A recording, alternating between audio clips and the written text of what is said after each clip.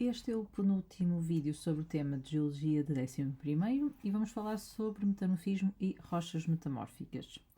Em primeiro lugar, o que é o metamorfismo? Portanto, ele é um processo que é responsável pela formação das rochas metamórficas. Este processo acaba por envolver alterações sempre no estado sólido, e isso é o mais importante até reter. E essas alterações podem ocorrer quer ao nível da composição mineralógica, quer ao nível da textura de rochas pré-existentes, que é o que nós chamamos de protólitos, ou seja, que são rochas que uma rocha original que vai sofrer metamorfismo.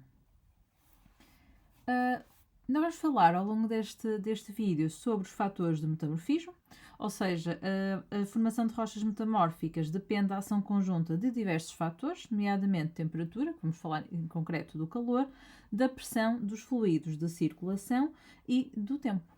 Uma vez que e podemos já falar sobre isso, ou seja, o metamorfismo requer um longo período de tempo, portanto pode demorar milhões de anos, por isso quanto maior for a duração do metamorfismo, mais metamorfizada ficará a rocha.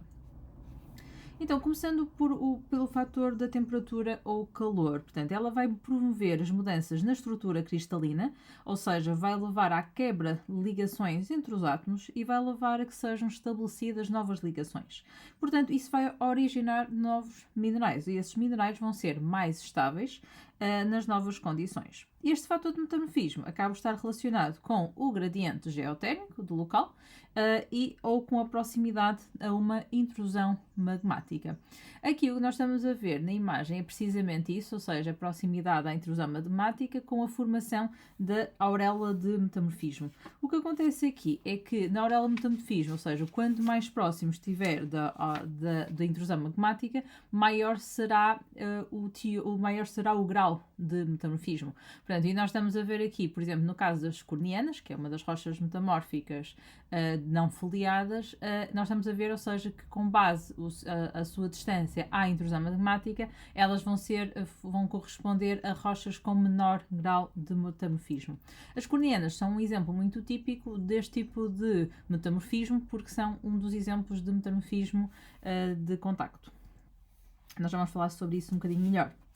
Passando para os fluidos hidrotermais, eles podem ser libertados por magmas ou podem ter origem na desidratação de certas rochas durante a metamorfização. Pode haver aqui, já agora, alteração química nas rochas, porque eles, no fundo, os fluidos que vão circular entre os grãos minerais vão acabar por acelerar as reações metamórficas, promovendo aqui uma troca iónica e originam a formação de novos minerais. Ou seja, no fundo acaba por ser a reduzida densidade e elevada fluidez que vai permitir a circulação dos fluidos. Passando para a pressão ou tensão, pronto, ou seja, se formos a uma definição mais física, efetivamente corresponde à força exercida por unidade de área. No entanto, nós vamos distinguir dois tipos de pressão, ou seja, a pressão litostática ou não dirigida e a pressão não litostática ou dirigida. A pressão não litostática, como o próprio nome diz, ou seja, lito vem de rochas e vai estar aqui associada a um peso das rochas. Portanto, normalmente está associada a zonas onde há bacias de sedimentação.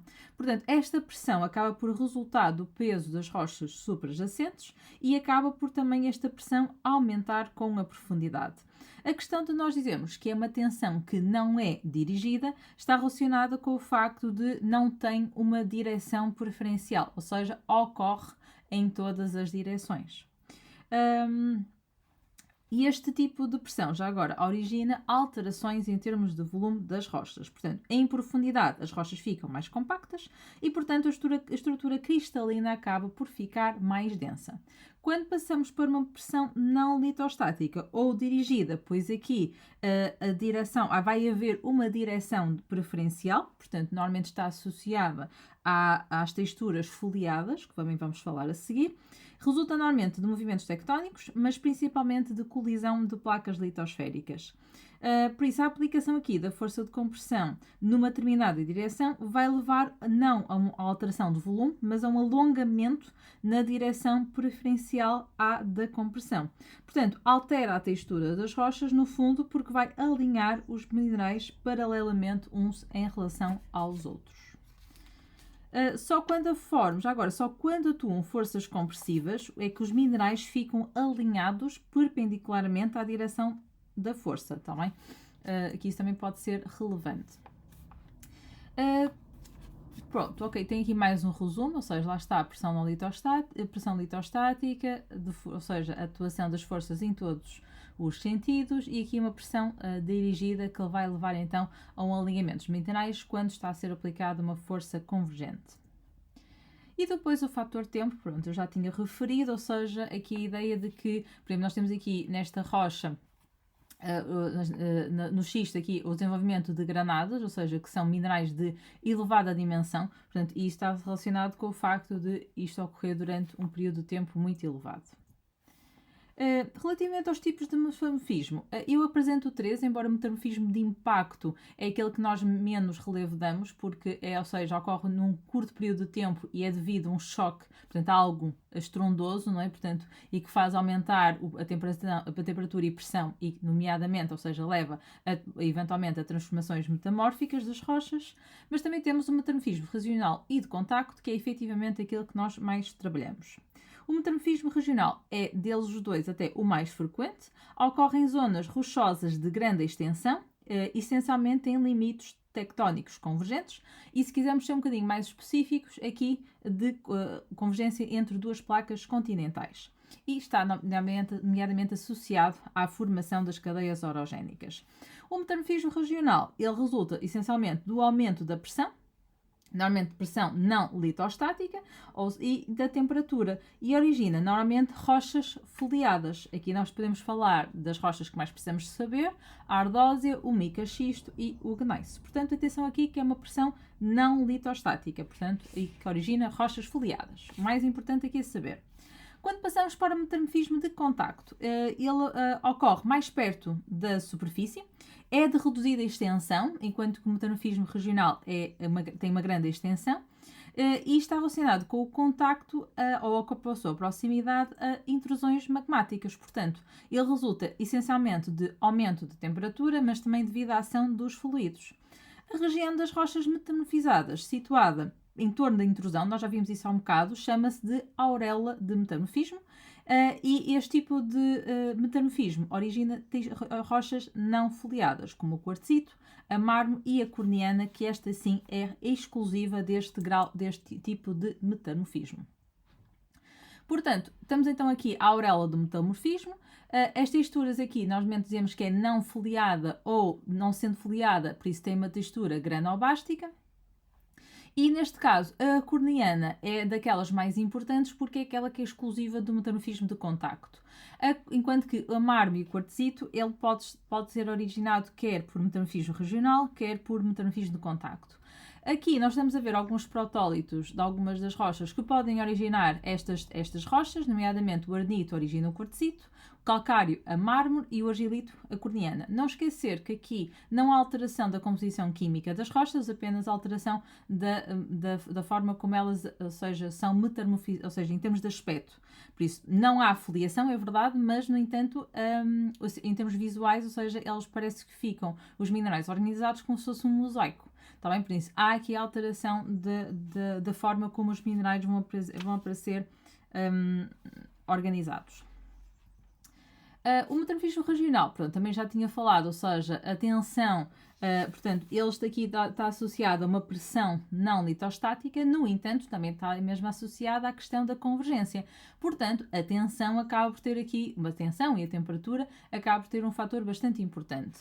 Aqui as rochas apresentam então foliação, portanto, têm um alinhamento dos minerais, e resultam então de tensões dirigidas e não litostáticas, e que vão levar aqui a uma evolução, ou seja, quanto maior for o grau de metamorfismo, nós vamos passar de argilito para ardósia, mica-xisto e gneiss. e, portanto, também vamos ver aqui uma alteração em termos químicos, não é? Minerais essencialmente de argila, passamos para clorito e moscovite, passamos para micas, quartzo e feldspato, e quando chegamos ao gneiss temos micas, quartzo, feldspato e anfíbola. Mais um resumo aqui entre ou seja, rochas metamórficas foliadas, não foliadas, portanto, mas já falamos sobre isto, vou avançar. Aqui é um resumo que também sobre esta questão, ou seja, das rochas que são essencialmente resultante de metamorfismo regional, é então a ardósia, mica-xisto e gneiss, que são sempre texturas foliadas. Já a mármore e o quartzito, eu tinha dito que podia ser dos dois tipos de metamorfismo. Aqui também é importante saber, portanto, a mármore tem uma composição química associada ao carbonato de cálcio e o quartzito de silício. A corniana, pronto, tem origem em qualquer rocha, mas é exclusiva do metamorfismo de contacto. Relativamente, por isso, quer no metamorfismo regional, quer no metamorfismo de contacto, nós temos a ocorrência de minerais índices, ou seja, nas rochas, e que no fundo são minerais que nos permitem identificar que se tratam de determinadas rochas. Portanto, o que é que acontece? Elas têm condições de pressão e de temperatura muito características de acordo com o seu grau de metamorfismo. Portanto, eles acabam por ser minerais polimorfos, ou seja, eles indicam, ou seja, têm igual composição química, mas diferente composição cristalina. E aqui os mais importantes a saber são, na verdade, os que estão neste gráfico, que são a andaluzite, a distena e a silimanite. Ou seja, são, lá está, minerais polimorfos, têm a mesma composição e, e alteram aqui, ou seja, têm no fundo a mesma fórmula química. No entanto, elas vão ser características de diferentes valores em termos de pressão, de temperatura, por isso é essencialmente, ou seja, não temos que decorar o gráfico, mas temos que o interpretar, ou seja, perceber que quando estamos a baixa pressão e a baixa profundidade, ou seja, é normal encontrar, por exemplo, andaluzite. Ou quando temos uma maior temperatura, com uma elevada profundidade e pressão, já temos a cianite ou a destena, está bem? Portanto, ou seja, é nesse sentido que este gráfico é importante. Portanto, no fundo, eles vão ser exclusivos de rochas metamórficas, formam-se apenas dentro de determinados valores de pressão e de temperatura, e, portanto, a ocorrência de uma rocha vai permitir, no fundo, inferir o ambiente geodinâmico da sua gênese. Ou seja, isso, no fundo, é o mais importante a reter aqui desta parte da matéria. Em termos da classificação das rochas metamórficas, eu já falei um bocadinho sobre isso, só para voltar aqui ligeiramente atrás antes de terminar.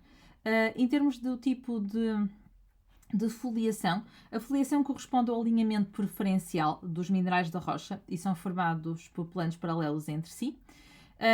E nós conseguimos distinguir, no fundo, três tipos de foliação. A clivagem ardosífera, assim, aqui associado ao aspecto para a ardósia, uma cistosidade, associada aqui, por exemplo, ao mica-xisto, e o bandado gneísico.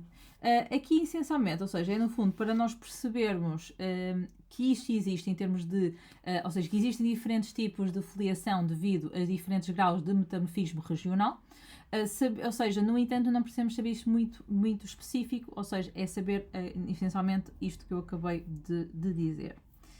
Ok, ficamos por aqui neste vídeo. Para terminarmos a matéria 11º, iremos passar para depois o tema da exploração sustentada dos recursos geológicos. Até lá, tenham um bom estudo.